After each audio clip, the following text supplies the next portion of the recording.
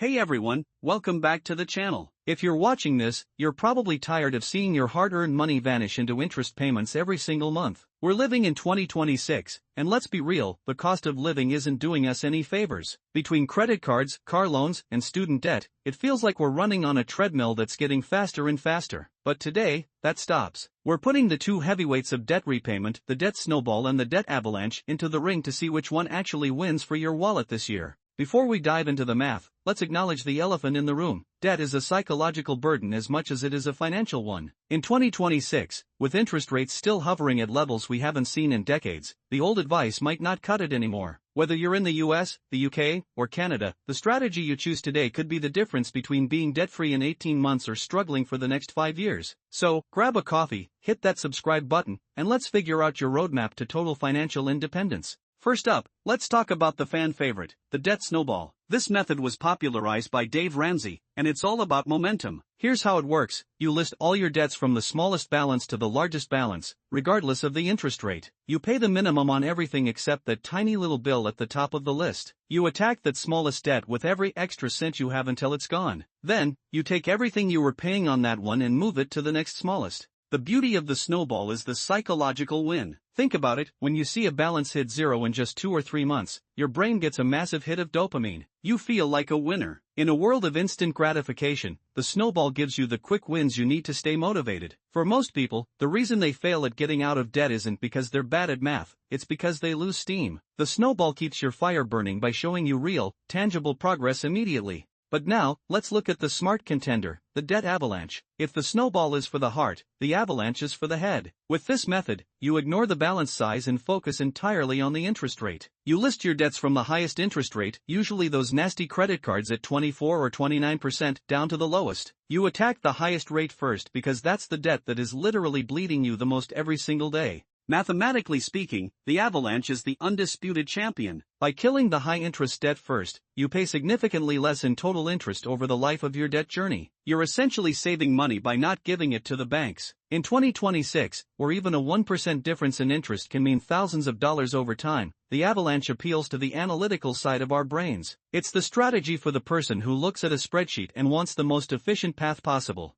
So, why doesn't everyone just use the avalanche? Well, here's the catch. If your highest interest debt is also your largest balance, say, a $20,000 credit card, it might take you a year or more of grinding before you see that first zero. Without those quick wins, many people get discouraged and give up before they even make a dent. It's like trying to lose weight by only looking at the scale once every 6 months. You need those interim milestones to keep your head in the game. Let's run a quick 2026 scenario. Imagine you have a $2,000 credit card at 18%, a $5,000 personal loan at 12%, and a $15,000 car loan at 7%. With the snowball, you'd kill that credit card first because it's the smallest. In this specific case, the snowball and avalanche actually align. But what if that $15,000 car loan was at 22%? The snowball says pay the $2,000 card first. The avalanche says attack the car. That's where the conflict begins, and where you have to make a choice. Here is the 2026 reality check. We are in an era of high-yield savings accounts and volatile markets. If you have debt at 25% interest, you are effectively losing 25% on your money. No stock market or side hustle is going to consistently give you a 25% return. That's why paying down high-interest debt is the best investment you can possibly make right now. It's a guaranteed return. Whether you choose snowball or avalanche, the goal is the same: stop the bleeding so you can start building.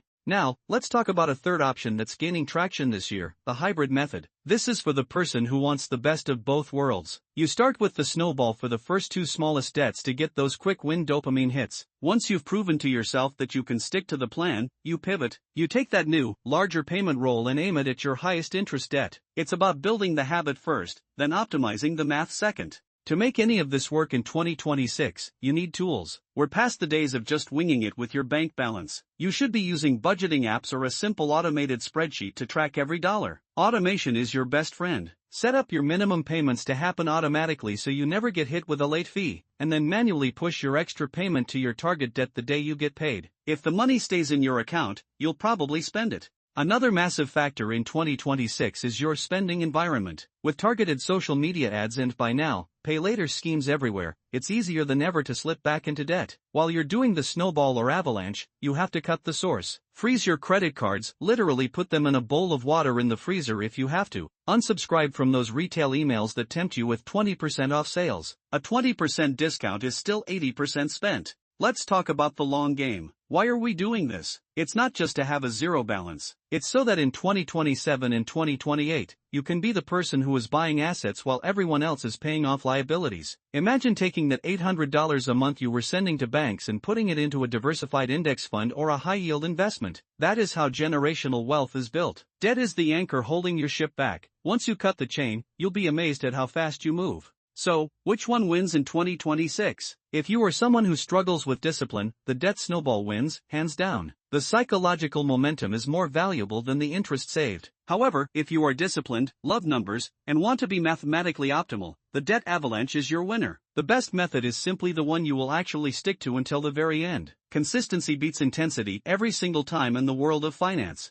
Your action step for today is simple: list your debts, every single one. Put the balance and the interest rate next to each. Choose your fighter, snowball or avalanche, and make your first attack payment today. Even if it's just an extra $20, start the momentum. If you found this helpful, drop a comment below letting me know which method you're choosing. Don't forget to like and subscribe for more 2026 wealth building strategies. I'll see you in the next one.